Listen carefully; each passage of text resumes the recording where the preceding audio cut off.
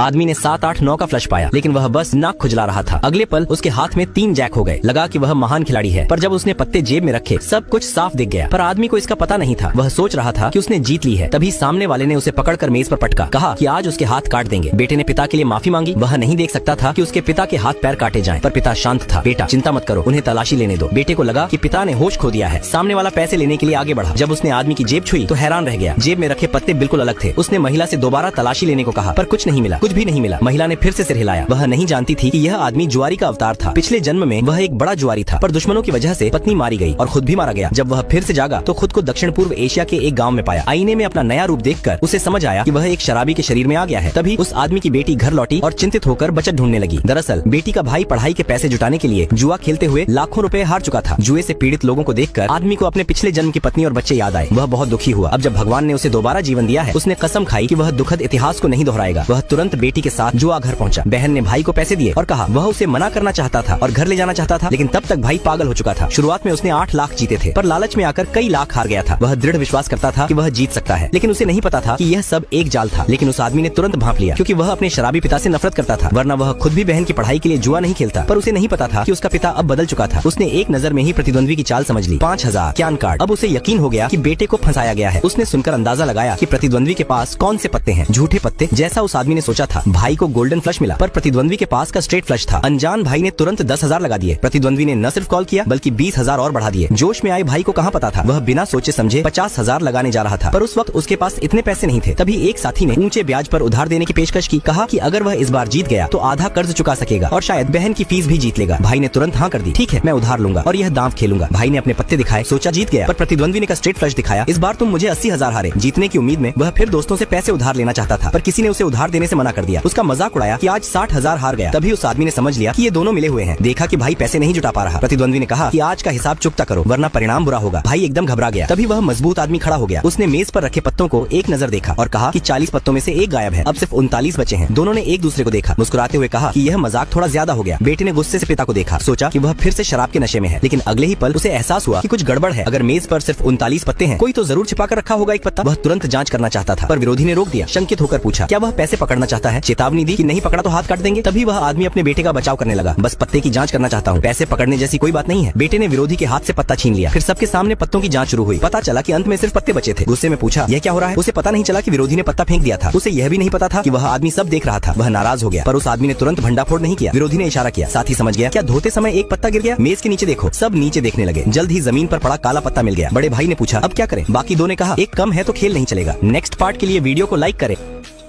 लड़का गुस्से में पूछा कि